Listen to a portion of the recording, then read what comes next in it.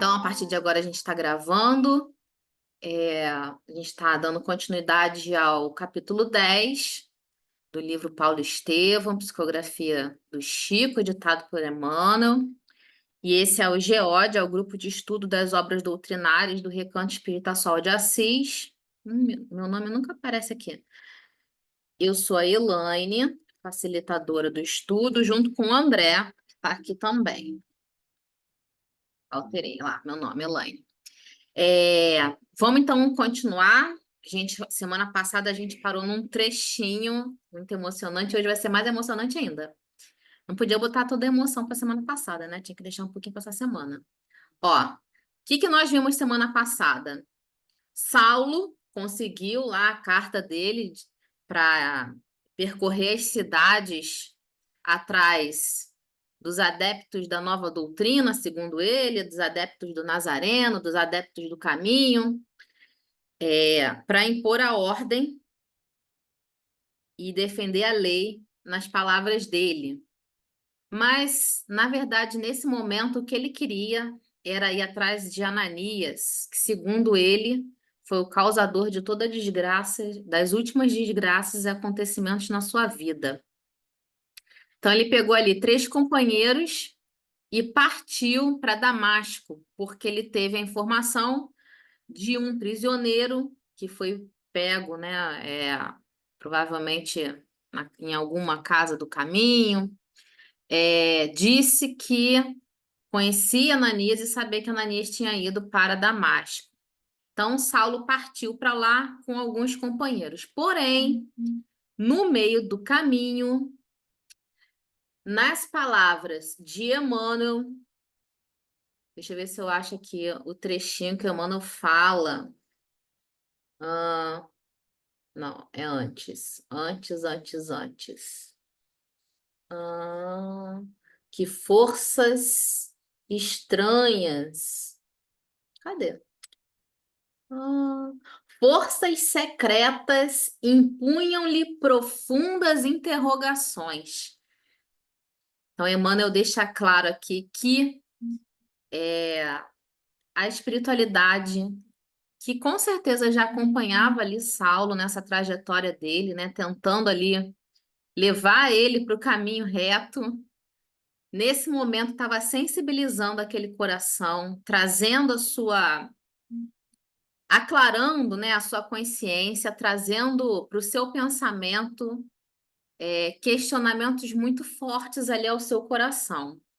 E, à medida que ele foi se entregando a esses pensamentos, ele foi ficando cada vez mais sensibilizado, até o momento que a gente parou semana passada, que foi esse aqui, ó.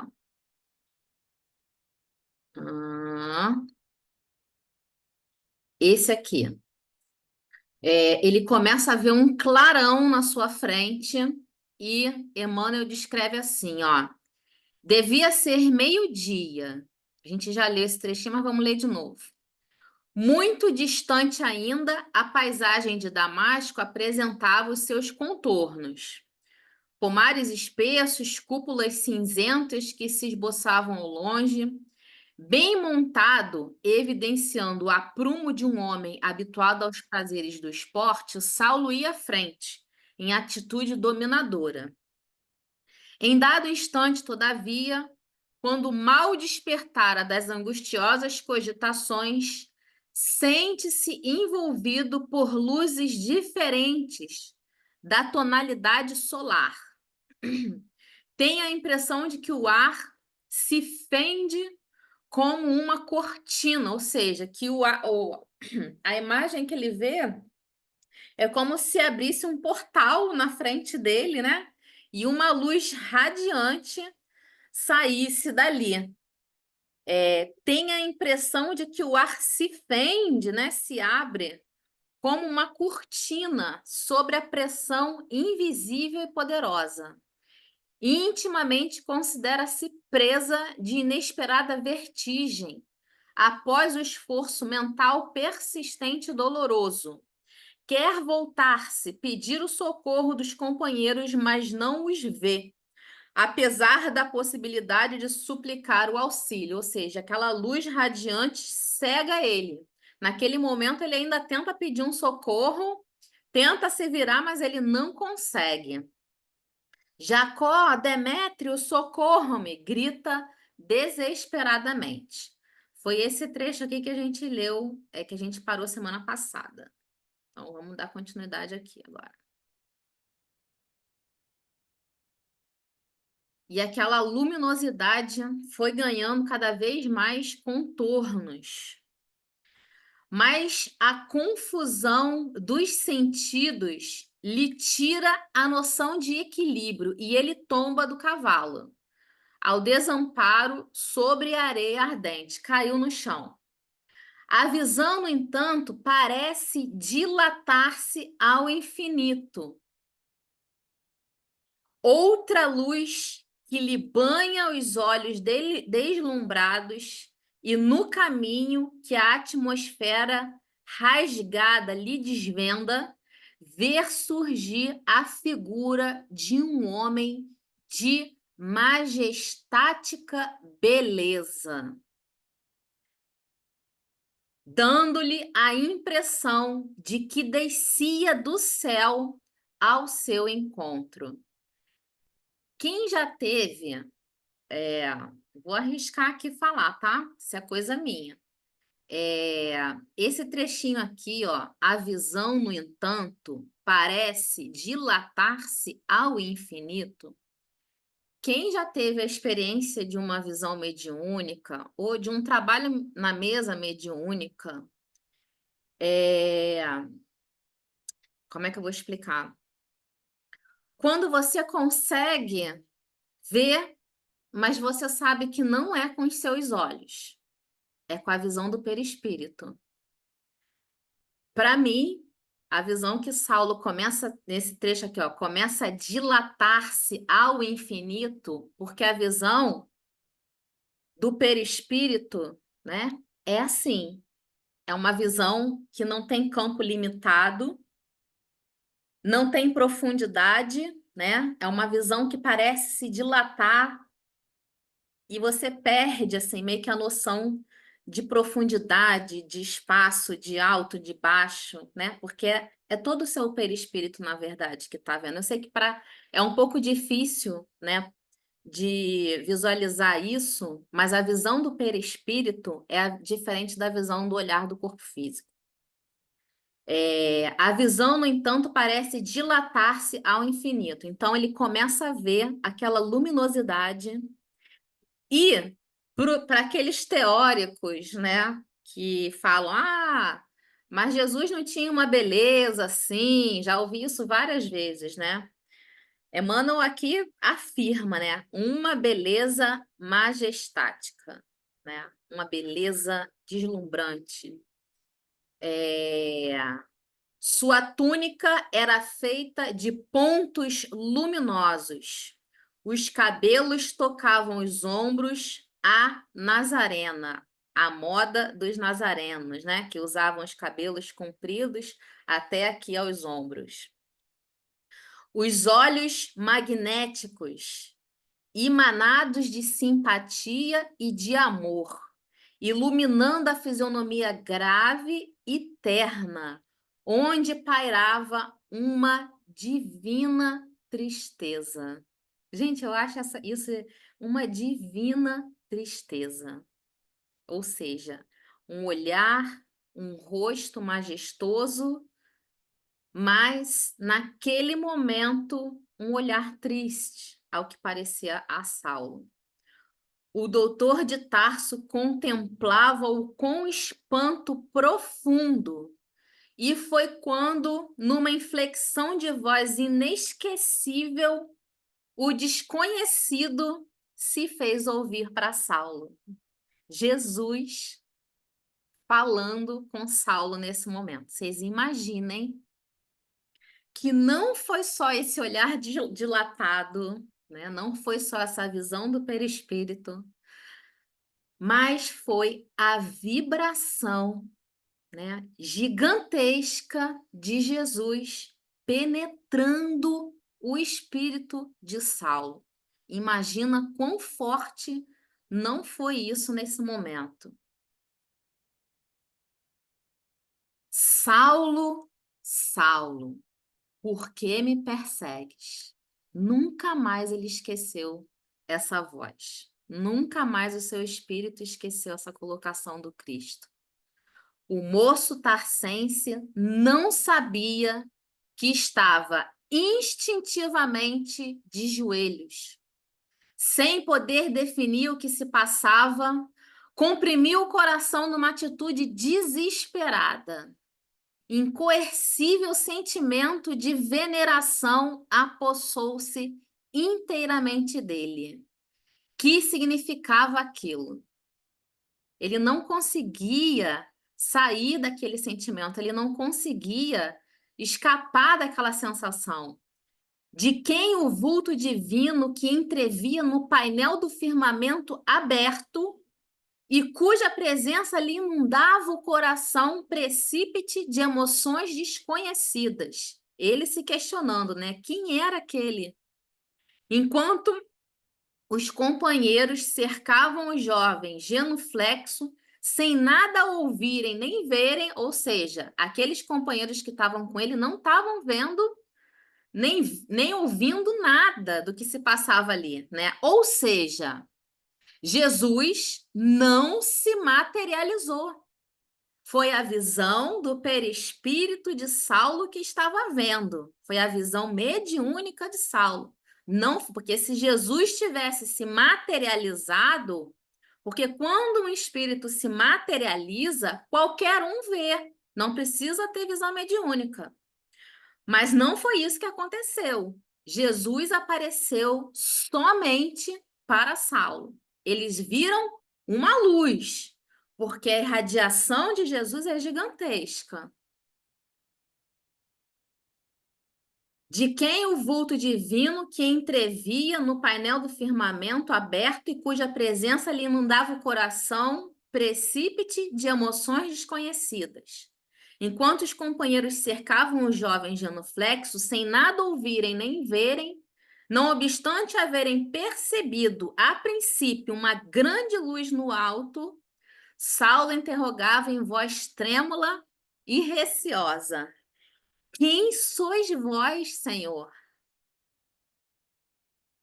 Aureolado de uma luz balsâmica e num tom inconcebível, de inconcebível doçura, o Senhor respondeu: Eu sou Jesus. Gente, ai, meu pai, imagino a sensação de Saulo nesse momento. Então, viu-se o orgulhoso, inflexível doutor da lei curvar-se para o solo em pranto convulsivo. Dir-se-ia que o apaixonado rabino de Jerusalém fora ferido de morte, experimentando num momento a derrocada de todos os princípios que lhe conformaram o espírito e o nortearam até então na vida. E, de fato, um Saulo morria nesse momento. Diante dos olhos tinha agora, assim, aquele Cristo magnânimo e incompreendido. Os pregadores do caminho não estavam iludidos. A crença de Abigail era a senda real. Aquele era o Messias. Ele não tinha mais dúvida. A história maravilhosa da sua ressurreição não era um recurso lendário para fortificar as energias do povo. Sim, ele, Saulo, via-o ali, no esplendor de suas glórias divinas. E que amor deveria animar-lhe o coração cheio de angústia, augusta misericórdia, para vir encontrá-lo nas estradas desertas, a ele, Saulo, que se arvorara em perseguidor implacável dos discípulos mais fiéis, na expressão de sinceridade da sua alma ardente, considerou tudo isso na fugacidade de 1 minuto. Ou seja, sua cabeça, num segundo, num minuto, deu tantas voltas e tantas reflexões. Na expressão de sinceridade da sua alma ardente, considerou tudo isso na fugacidade de 1 minuto. Experimentou invencível vergonha do seu passado cruel. Uma torrente de lágrimas impetuosas lavava-lhe o coração. Ele quis falar, penitenciar-se, clamar suas infindas desilusões, protestar fidelidade e dedicação ao Messias de Nazaré. Mas a constrição sincera do espírito arrependido e dilacerado embargava-lhe a voz. Ele não conseguia falar. Tamanha era a sua emoção. Foi quando notou que Jesus se aproximava e contemplava-o carinhosamente. O mestre tocou-lhe os ombros com ternura, dizendo com inflexão paternal: não recalcitres contra os aguilhões.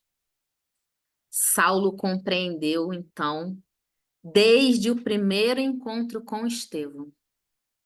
Forças profundas o compeliam a cada momento, em qualquer parte, à meditação dos novos ensinamentos. Ele era compelido a todo momento. Nesse instante, ele reviu tudo que se passou e percebeu cada momento que ele foi compelido a aceitar o Messias, mas ele recalcitrou. O Cristo chamara-o por todos os meios e de todos os modos. Sem que pudessem entender a grandeza divina daquele instante, os companheiros de viagem viram-no chorar copiosamente. O moço de Tarso soluçava ante a expressão doce e persuasiva do Messias Nazareno. Considerava o tempo perdido em caminhos escabrosos e ingratos. Doravante necessitava reformar o patrimônio dos pensamentos mais íntimos. A visão de Jesus ressuscitado aos seus olhos mortais renovava-lhe integralmente as concepções religiosas. Certo, o Salvador apiedara-se do seu coração leal e sincero, consagrando ao serviço da lei, e descera de sua glória, estendendo-lhe as mãos divinas. Ele, Saulo, era a ovelha perdida. Nos revaladouros das teorias escaldantes e destruidoras. Jesus era o pastor amigo que se dignava fechar os olhos para os espinheiros ingratos, a fim de salvá-lo carinhosamente.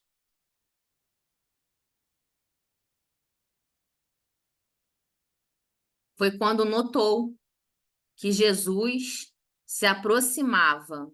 Não, isso aqui já foi. Peraí, voltei. Num ápice, o jovem rabino considerou a extensão daquele gesto de amor. As lágrimas brotaram-lhe do coração amargurado, como a linfa pura de uma fonte desconhecida, que limpava. Ali mesmo, no santuário augusto do Espírito, fez o protesto de entregar-se a Jesus para sempre. Recordou de súbito as provações rígidas e dolorosas. A ideia de um lar morrera com Abigail. Sentia-se só e acabrunhado. Doravante, porém, entregar-se-ia ao Cristo como simples escravo do seu amor. E tudo envidaria para provar-lhe que sabia compreender o seu sacrifício, amparando-o na senda escura das iniquidades humanas, naquele instante decisivo do seu destino. Banhado em pranto, como nunca lhe acontecera na vida, fez ali mesmo, sob o olhar assombrado dos companheiros e ao calor escaldante do meio-dia, a sua primeira profissão de fé. Meio-dia é o horário que divide o dia ao meio. E ali Saulo estava dividido entre o antigo Saulo e o novo Saulo que se iniciava nesse coração, nesse ser. Não é à toa que era ao meio-dia.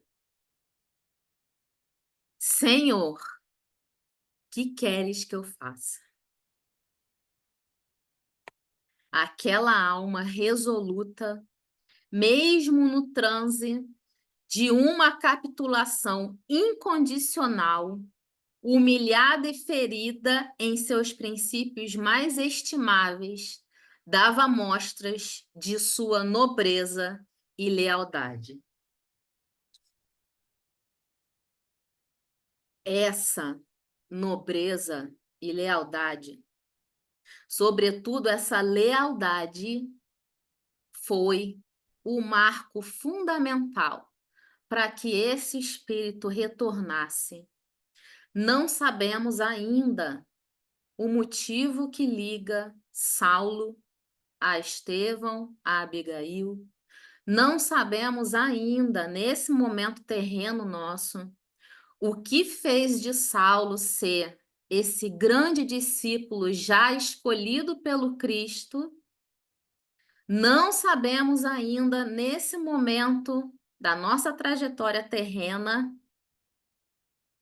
o que trouxe Saulo até aqui e o que fez o próprio Cristo descer e despertar esse vaso.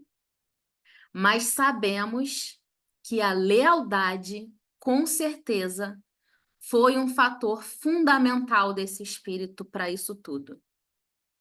Porque ele já era fiel a Deus, com toda a sua força. Mesmo perdido nas suas vaidades, no seu orgulho, nas suas convicções erradas, ele era leal a Deus. Ele tinha essa firmeza, essa lealdade no seu coração.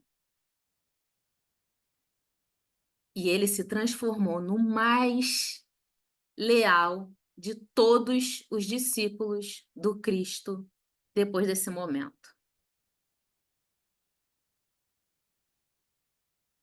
Encontrando a revelação maior, em face do amor que Jesus lhe demonstrava solícito, Saulo de Tarso não escolhe tarefa para servi-lo na renovação de seus esforços de homem, entregando-se-lhe de alma e corpo, como se fora íntimo servo. Interroga com humildade o que desejava o mestre de sua cooperação. Ou seja, naquele momento ali ele já pergunta, né? O que queres que eu faça? Foi aí que Jesus, contemplando-o mais amorosamente e dando-lhe a entender a necessidade de os homens se harmonizarem no trabalho comum da edificação de todos no amor universal em seu nome, esclareceu generosamente: levanta-te, Saulo, entra na cidade e lá te será dito o que te convém fazer. Vou voltar só um pouquinho aqui, onde Emmanuel fala assim para gente, ó. Foi aí que Jesus, contemplando mais amorosamente, e dando-lhe a entender a necessidade de os homens se harmonizarem no trabalho comum. O despertar é individual, cada um tem o seu momento. A intensidade, a dor, cada um tem o seu, tem a sua. Cada coração, dentro das suas dores, das suas dificuldades, tem o seu momento e o seu despertar. Mas o que Emmanuel está falando aqui, que Jesus quis, já iniciando e mostrando para Saulo nesse momento, é que, primeiro, a gente precisa estar harmonizado, buscar um mínimo de equilíbrio.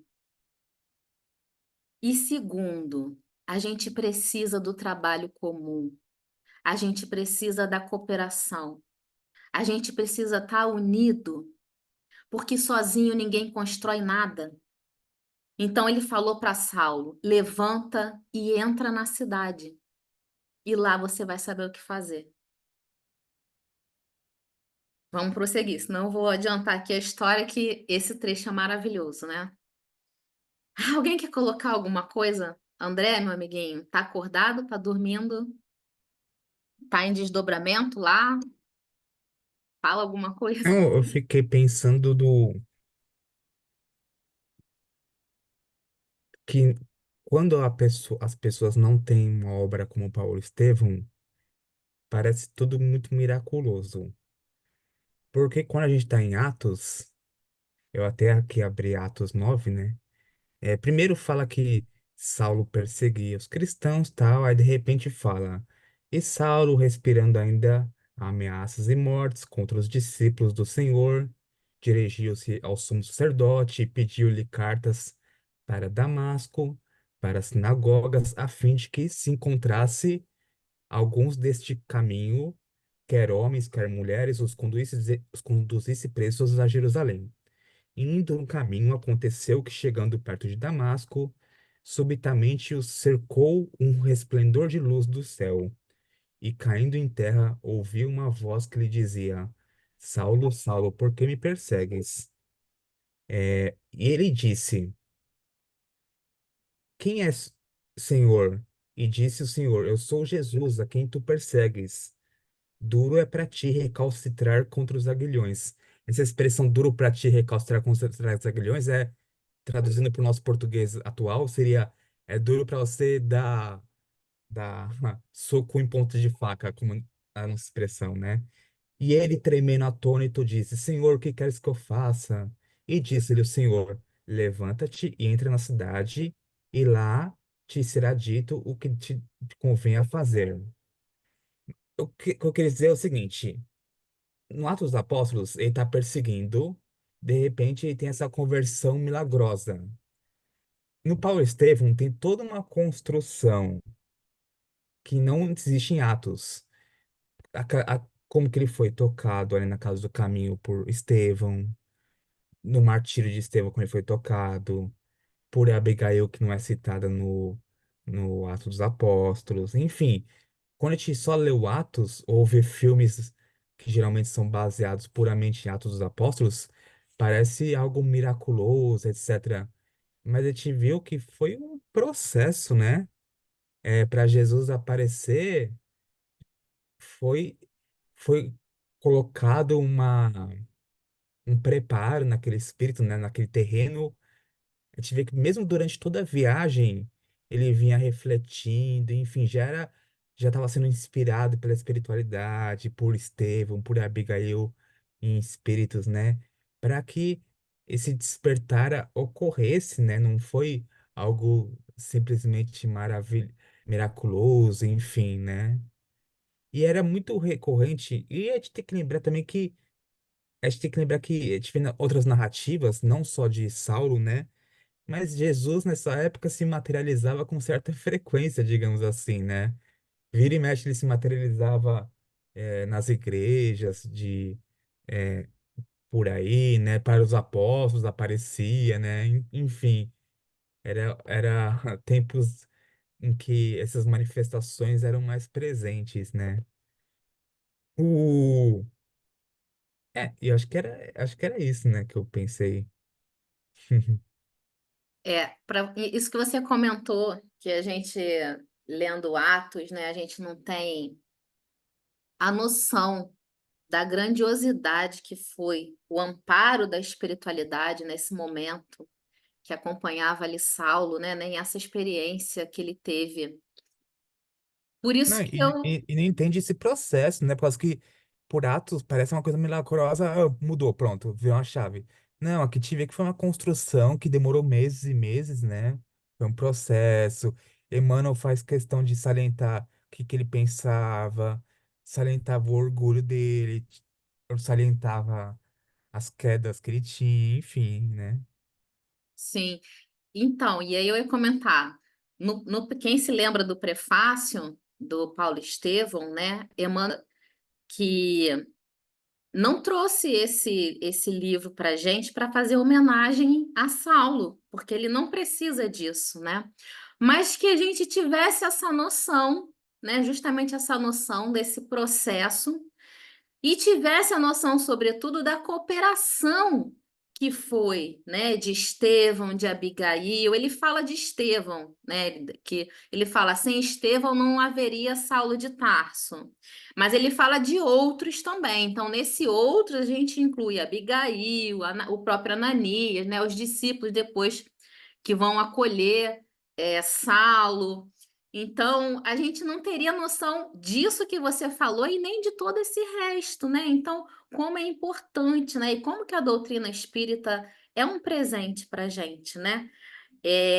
Paulo Estevão e Boa Nova são, assim, livros que ampliaram demais o meu entendimento desse processo de Jesus com os discípulos, né? E são assim, para mim, são tesouros que nos foram entregues pelas mãos abençoadas do Chico e pela inteligência de Emmanuel, né? Muito bom, Eu acho que amiguinho. Paulo Estevão serve também para nos inspirarmos, né? Mais do que relatar fatos históricos ou biográficos, homenagear, como você disse, Sim, é para a gente se inspirar, né? sim, Mostrar que. sobretudo. Por isso que ele faz questão de toda hora salientar esse processo íntimo que ele vivia dentro, né? Não tinha como Lucas, que estava encarnado, né, escrever em Atos isso, mas Emmanuel, na espiritualidade, consegue acessar essas nuances que a gente se identifica muito, né? Como a gente conversou nas semanas anteriores que ele vinha oscilando, tem hora que já tinha aquele impulso de, opa, deixa eu misericórdia, mas tem hora que o orgulho ainda falava mais alto, enfim. E aí a gente vai ver que outra coisa que também fica bem claro no Paulo Estevão, não é porque aconteceu essa conversão que ele virou agora, nossa, mudou da água pro vinho, não, né? Primeiro que ele já vinha já com aquela força, né? Com aquele motor, o motor não mudou, continua um motor de muitas válvulas, muitos cavalos de potência, mas eu quero dizer que o bom combate que ele vai traçar, né, para tentar ser um bom cristão, vai continuar pro resto da vida. Ele não virou um santo de uma hora para outra, né? Tanto é que a gente vai Não, ver agora mais para frente, ele ainda vai continuar tendo resquícios de Saulo, né? Ele vai querer agora convencer os outros à força, mas do cristianismo. A mesma coisa que ele fazia com o judaísmo, que de tentar curvar os outros ao judaísmo, ele vai querer tentar violentar os outros pro cristianismo. Aí a gente vai sim. ver que não é bem assim. Aí ele vai pro deserto, reflete, né? Enfim. Então é E, todo um processo, ele não existe saltos, né? não. E é interessante, não sei vocês, mas eu também passei por essa fase. Quando eu conheci o Espiritismo, eu queria. Não entendi como que as pessoas não entendiam que ali era a verdade. Muito bom. Alguém quer falar alguma coisa? Ana, tô vendo que o Amaro tá aí. Deixa eu ver mais quem. Daniele. Fiquem à vontade, viu? Então, vou prosseguir. Oh, Dani, fala, Dani. não, eu tinha dado uma saidinha aqui, aí você falou, eu digo, eu já estava voltando, né? Aí consegui abrir porque eu achei interessante quando o André falou, eu ia comentar essa questão do ato dos apóstolos, né? Teve um estudo que o Rafael Lavarini fez certa vez, sobre o Paulo Estevão, né? Não sei se ele deu seguimento, mas eu cheguei a assistir até um pouco o início desse estudo, e ele tinha um Instagram, e uma das leitoras assíduas de Paulo Estevão, que inclusive faz muitas palestras bonitas sobre Atos dos Apóstolos no Centro Espírita, é uma irmã católica, irmã Aila. Ah, sim. E irmã Aila, ela foi uma das pessoas que fez um depoimento, deu um depoimento no Instagram do Rafael, e ela dizia exatamente isso, que é, Atos dos Apóstolos era como se fosse a encenação do teatro, né? O momento principal. E Paulo Estevão, os bastidores. Então, assim, é muito interessante que ela pega assim na orelha dos espíritas e faz assim: como o espírita pode não ter lido Paulo Estevão ainda? Não é possível. Tem que ter uma Bíblia para vocês, né? Um livro que serve de muita referência, porque de fato é esse momento agora, né, onde ele encontra Jesus, é um momento de uma grande virada e um momento de muita fé. Eu acho que esse momento do encontro dele é um momento de entrega muito grande, né, de Saulo, porque ele, em poucos minutos, como se fala no próprio discurso, né, em poucos minutos ele vai tentar refletir, desconstruir, reconstruir uma nova vida, entrar num novo caminho sem saber o que vem pela frente, e mesmo assim ele tem a disponibilidade de olhar para Jesus e falar: Senhor, o que queres de mim? Né? Ou seja, é uma entrega muito grande para quem não sabe o que vem pela frente. E aí eu considero, sem sombra de dúvida, ele um dos maiores exemplos de fé que nós conhecemos na história do cristianismo, né? Sim, verdade, Dani. Eu e o André, né? A gente conhece a irmã Ila, a gente gosta muito às vezes, quando ela fala, ela é muito amiga do Haroldo também, né? E ela fez se eu não me engano, ela fez um doutorado sobre carta aos Hebreus, não foi, André? Ela fez um doutorado sobre carta aos Hebreus. E ela tem ela fez um estudo, né? E tá no YouTube, não sei se você conhece, é maravilhoso a Carta aos Hebreus. E ela começa justamente, eu acho que ela foi um pouco, como é que eu vou dizer? Para quem não conhece a irmã Ilha, ela é uma madre superiora da Igreja Católica, né? É, mas eu acho que nesse estudo dela, ao longo dos anos dessa amizade com Haroldo, né, com Lavarini, com outros, ela foi um pouco influenciada, né? Que quando ela começa esse estudo dela, ela fala assim: ó, eu sei que eu vou ser criticada, eu já estou preparada. Por quê? Porque ela traz questões que transcendem o entendimento, né, que até então tinha-se das cartas de Paulo. E coincide que a gente sabe que nessa época Haroldo estava traduzindo as cartas. Agora ele até lançou, né? E com certeza eles trocavam uma figurinha ali, né?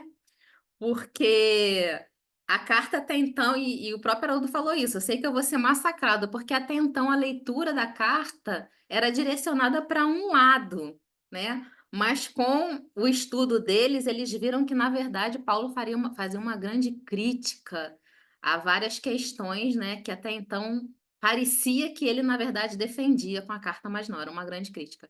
É interessantíssimo, Dani, eu adoro, a gente gosta Exato. muito, né, André? A gente gosta muito da irmã Ilma.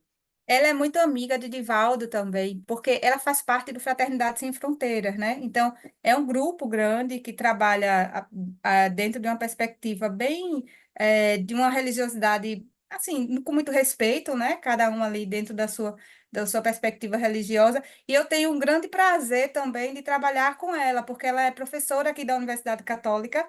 Ah, que E legal! já tive a oportunidade de convidá-la a fazer um seminário aqui no nosso centro, no Djalma Farias, sobre o sincretismo religioso, né? Nós trouxemos vários representantes de várias religiões, teve o judaísmo, o protestante, católico, espírita, e ela foi representante católica. Então, assim, Que é bacana! E isso está muito. disponível no YouTube? Infelizmente, quando Puxa! fizemos faz muito tempo, ainda não Ah, estávamos nesse. Foi bem antes da pandemia, né? Então a gente ainda não estava nossa! nesse ritmo. Tem alguns vídeos. Eu vou ver Ah, se eu encontro alguns vídeos e posto lá no ai, grupo, se você mas conseguir, a coloca palestra lá. completa eu coloco. Coloco. Alguns Nossa, vídeos eu tenho. A palestra completa o não. último encontro que teve do Fraternidade Sem Fronteiras em BH, se não me engano, ela foi, né? Sim, sim, Agora. sim, Muito sim. bom, Dani, muito bom. Que legal. E eu acho, né, que a irmã Aila, ela chegou aí, né, para Jerusalém, lá, para fazer esses estudos que você está falando aí, Dani. Ela chegou a viajar, ficou umas semanas lá, correto? Eu desconheço, mas eu acredito que pode sim ter Ah, deve ter ido. acontecido, né? Quando É eu vi possível. ela, vi ela, né, fazendo esse né, que você está falando aí com o Haroldo, e aí ela fez esse comentário que ela, para fazer esses estudos que você está falando, ela precisou ir a fundo para falar sobre as cartas. Então, Ah, eu deve ter ido sim, Ana, deve ter ido. Foram muitos anos que ela estudou. ela ficou muito tempo, acho que ela É, disse, se eu não me engano, eu acho que ela disse que ficou lá quase três é. anos para fazer esse estudo, Eu viu? acho que ela conheceu o Haroldo num curso de hebraico. Eu acho. Isso mesmo, é isso, é Eu isso. acho. Você converse com ela sobre isso, Eu acho Dani, que ela porque você vai conheceu. ter mais informação, porque ela Muito foi bom. lá justamente para aprender hebraico, para Hebraico. entender melhor as cartas. É, e o Haroldo também estudava hebraico. Sim. Muito bom. André, quer falar, meu amigo? As cartas não estão em hebraico, mas não eu queria falar outra coisa, que a Dani falou dessa citação, né, de Paulo, Senhor, o que queres que eu faça? Eu acho que já mostra uma maturidade espiritual de um espírito de uma grandeza gigantesca. Porque se fosse eu no lugar de Saulo, eu falaria outras coisas. Eu tentaria matar a curiosidade. Ah, Jesus, resolve os problemas lá em casa. Jesus, tô com uns problemas. Mas agora ele já se coloca prontificar para trabalho, né? Senhor, o que queres que eu faça, né? Se não me engano, o Emmanuel tem uma mensagem que fala isso, que esse deve ser nosso imperativo, né? No trabalho cristão, né? Se colocar para como servos do Cristo, porque tem muitos de nós que ainda acha que Jesus é nosso servo, que está esperando que Jesus que fale, André, o que queres que eu faça para vocês? Quer que eu te cure? Não, ao contrário, eu que tenho que dizer, Senhor, o que queres que eu faça? Tá, me coloca naquele trabalho lá. Tudo bem, eu não gosto, mas se você quer que eu faça isso, então eu vou para aquele trabalho, lidar com aquelas pessoas, enfim, onde você quer que eu seja plantado, né? Achei bem legal essa Muito frase bom. dele. Deixa eu ver. Tem mais alguém? Amar, alguém quer colocar? Senão a gente vai prosseguir. Então, vamos lá. Vamos ver se a gente. É um encontro constante, né? Todos nós, se não tivermos, né, já vamos ter esse encontro com Jesus.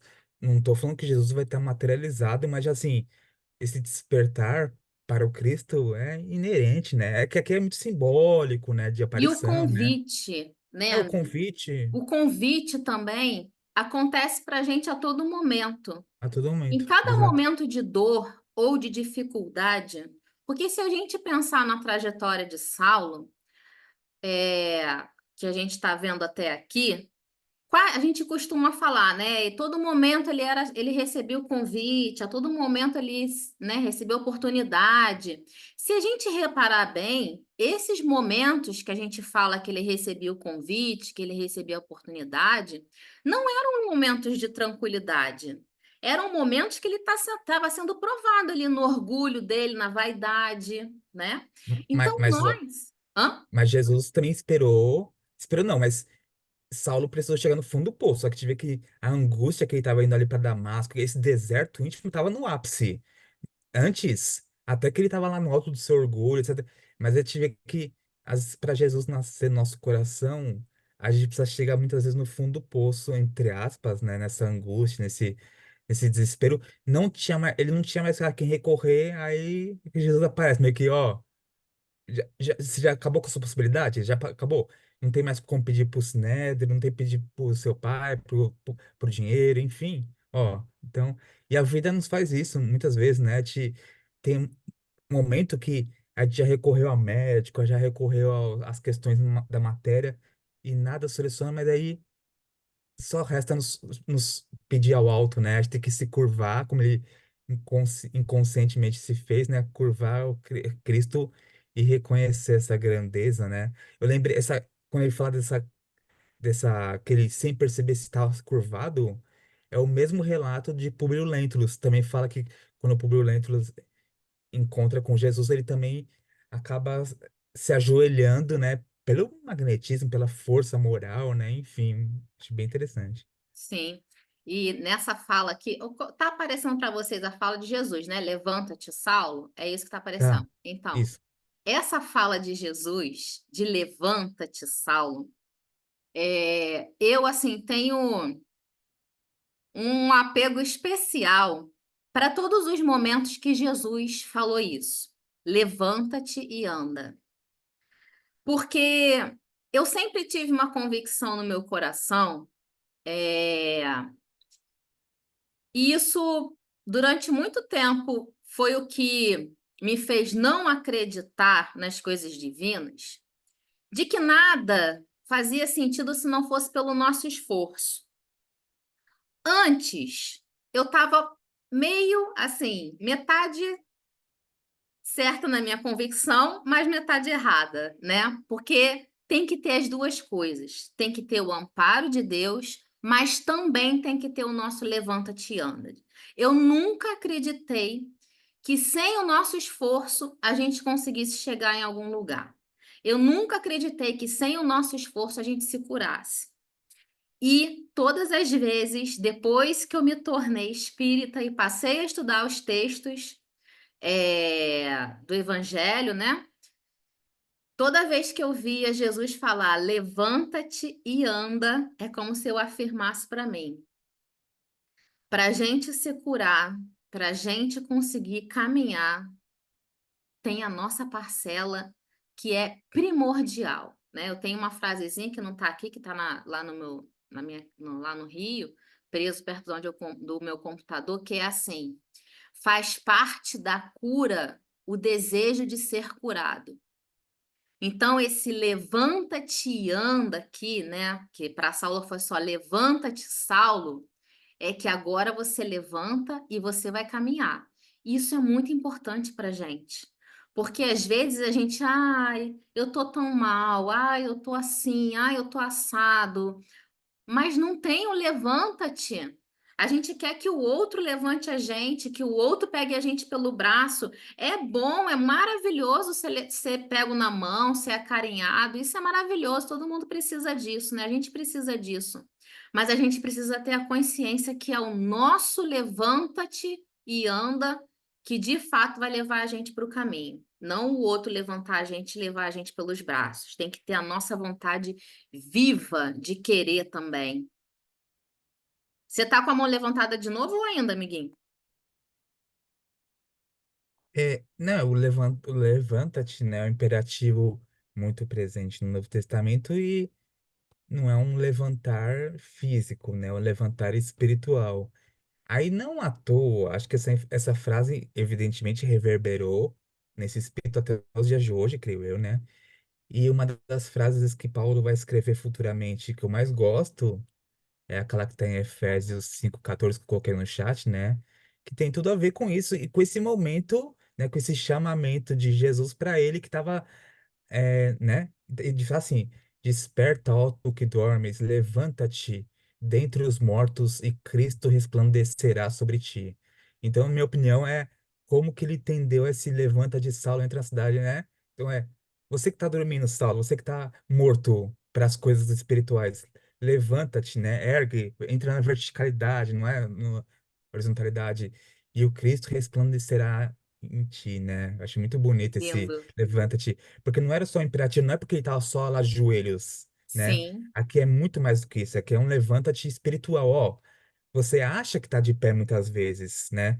O Saulo achava que ele era o Bambam tal de pé, mas espiritualmente ele estava deitado, ele estava na horizontal, né? E é convidado a essa verticalidade, como você bem falou que Jesus vira e mexe convidava, né? E olha, isso aí que você falou tem um momento que diz aqui que ele ia à frente. Quer ver? Deixa eu ver se eu acho. Tô voltando aqui, ó.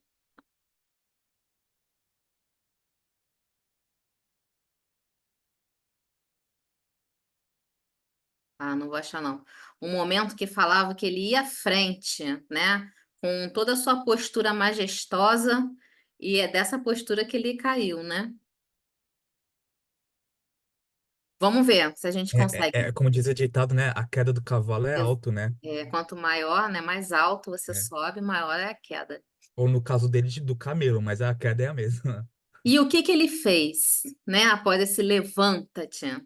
Então, o moço tarcense não mais percebeu o vulto amorável, guardando a impressão de estar mergulhado num mar de sombras, protege, ter, eita, não, prosternado, continuava chorando, causando piedade aos companheiros. Esfregou os olhos como se desejasse rasgar o véu que lhe obscurecia a vista, mas só conseguia tatear no meio das trevas densas. Aos poucos começou a perceber a presença dos amigos que pareciam comentar a situação. Afinal, Jacó, dizia um deles, evidenciando grande preocupação, o que que faremos agora? Acho bom enviarmos Jonas a Damasco, requisitando providências imediatas. Mas que se teria passado? Perguntava o velho respeitável que respondia por Jonas. Não sei bem.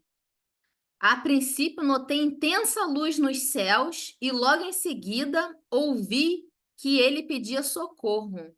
Nem tive tempo de atender, porque no mesmo instante ele caiu do animal, sem poder esperar qualquer recurso. E aí Demétrio falou, né? O que me preocupa é esse diálogo com as sombras. Com quem conversará ele? Se lhe escutamos a voz e não vimos ninguém, que se passará aqui nesta hora, sem que possamos compreender? Mas não percebe que o chefe está em delírio? Falou Jacole, né? As grandes viagens com sol causticante costumam abater as organizações mais resistentes. Além disso, como vimos desde a manhã, ele parece acabrunhado e doente. Não se alimentou, enfraqueceu-se com o esforço destes dias tão longos que vimos atravessando desde Jerusalém com grande sacrifício.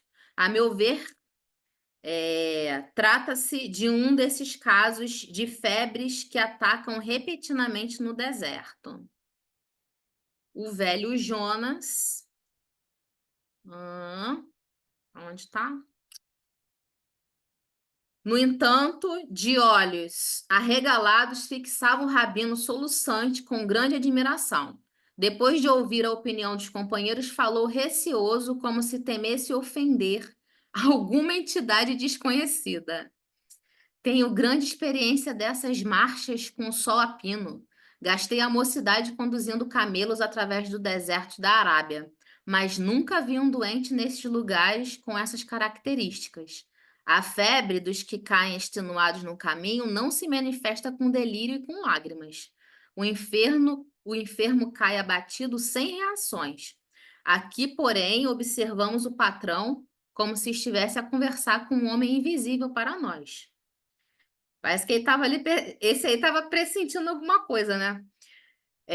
Reluto em aceitar essa hipótese, mas estou desconfiado de que em tudo isso haja sinal dos sortilégios do caminho. André, você está com a mão levantada? Então fala, amiguinho. Pode falar. Eu ia falar primeiro que Jesus é muito pedagógico, né? Então ele dá uma instrução por vez. Ele podia muito bem aparecer para Saulo e fazer, ó, Saulo, ó, sua missão agora é de difundir o cristianismo, ó, você vai fazer isso, aquilo, aquilo. Não. Jesus basicamente dá uma instrução por vez. Ah, mesma cidade. Depois novas instruções virão. E ele faz isso com outros discípulos também, não é só com o Saulo, né? Acho que talvez para não assustar o discípulo, né? Porque, ó, muito encargo. Não, eu não vou aguentar, senhor. Não. Primeira coisa, entra na cidade. Com a gente também ele faz a mesma coisa, né? Dá instruções breves, né? Enfim. Mas também eu achei muito simbólico essa parte que ele. É, é que passou já um tempinho, né? Mas aquela parte lá que ele começava mexendo nos olhos, né? Mas via que estava em trevas, né? E é muito simbólico, né? Porque é um reflexo das trevas íntimas que ele estava mesmo, né? Eu achei muito simbólico também. Sim. E tem uma outra coisa disso que você falou. A gente é muito imediatista, né? A gente quer tudo para ontem. A gente quer transformar para ontem, a gente quer melhorar para ontem, a gente quer ver o outro melhorado para ontem, a gente quer ver o planeta melhorado para ontem, né? A gente é sempre muito imediatista. Mas a espiritualidade não age assim, né? Jesus não age assim, Deus não age assim, e a espiritualidade não age assim. E outra coisa também que eu pensei é que eu falei já algumas semanas atrás que um dos maiores questionamentos que existem quando se fala de Deus, né, da bondade de Deus, é sobre a dor.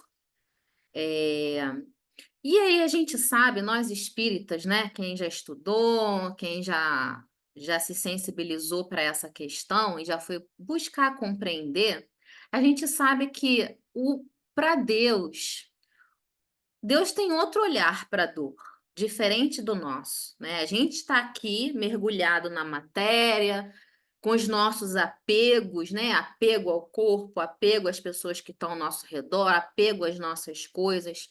Então, a nossa visão para a dor é uma, diferente da visão de Deus. A explicação mais próxima que eu já vi para esse olhar de Deus para a dor é como um pai que educa uma criança, que está vendo que vai botar a mão na tomada, sabe que pode levar um choque, mas sabe que aquele choque ali vai só assustar, né? Assim também age a espiritualidade, quando vê que a gente está caminhando para um abismo pela nossa escolha, caminhando por um processo de dor, mas permite. Por quê? Por conta dessa necessidade de sensibilizar o espírito através da dor. Na mesa mediúnica também, a gente não cansa, né, de ver espíritos que chegam pedindo auxílio, pedindo ajuda, dizendo que já estão cansados de sofrer, né? Eu não aguento mais sofrer. No início, você pode até pensar, por que que Deus, né, já não abranda? Por que que deixa chegar nesse limite máximo da dor? Porque é necessário para o espírito despertar. Tem espírito que só desperta na dor extrema. E o olhar de Deus para a dor é um olhar educativo, não um olhar torturador, não um olhar que nós temos, né? Mas um olhar educativo, porque sabe que aquilo vai passar, que aquela dor vai passar, que é só um choquezinho que a criança tomou com o dedinho na tomada, mas vai passar e vai ser bom, porque ela vai aprender através da dor e vai se transformar, né? Então, Saulo precisou chegar nesse limite do desespero do seu coração, foi permitido porque era necessário para o despertar dele, né? Ó, chegamos ao final. Vamos ler o último aqui? O último trecho é assim, ó. Jonas fez um sinal significativo como afirmar aos companheiros que tinha razão, entreolhando-se todos muito admirados. Entenderam, de modo instintivo, que o jovem rabino se havia perturbado. Jacó, que era pessoa de sua intimidade, tomou a iniciativa das primeiras providências e acentuou: Senhor, lamentamos vossa enfermidade. Precisamos resolver quanto ao destino da caravana. Eles ficaram ali sabendo, através do próprio Saulo, que ele não estava enxergando.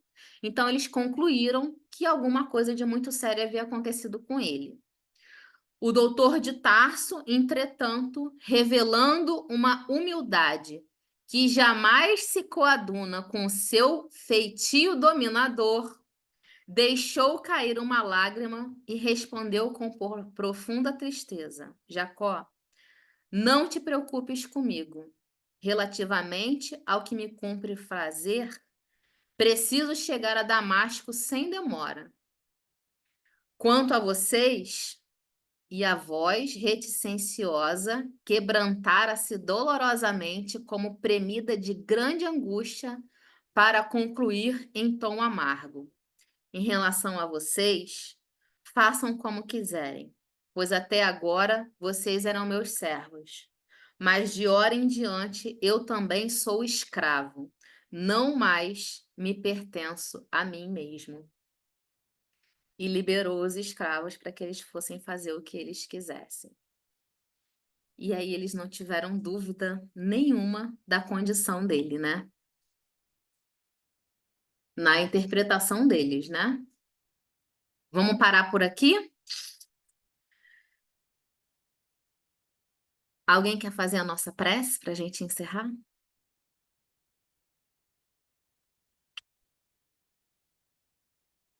Eu faço. Oh, que beleza! Então faz, Kátia. Amigos espirituais, Jesus, mestre, irmãos, mestre, irmão de todos nós. Agradecemos imensamente, com alegria no coração, por mais uma oportunidade de ver os seus ensinamentos e claramente mostrar a todos nós também passamos por caminhos assim de dúvidas, de dores, de incertezas e tantas vezes que nos colocamos de joelho, tu está lá para nos levantar. Nem sentimos a tua presença por termos o coração endurecido. Que possamos, através desses estudos, ter a compreensão e entendimento, o quanto tempo estamos perdendo. Que possamos ter o nosso coração um tanto menos endurecido. Que a certeza é uma só. Estar ao lado do nosso mestre é o nosso futuro. Ele nos aguarda pacientemente. Obrigada, Senhor, por nos esperar e por ser tão paciente conosco. Alimente as almas daqueles sofredores que ainda não sabem buscar por ti.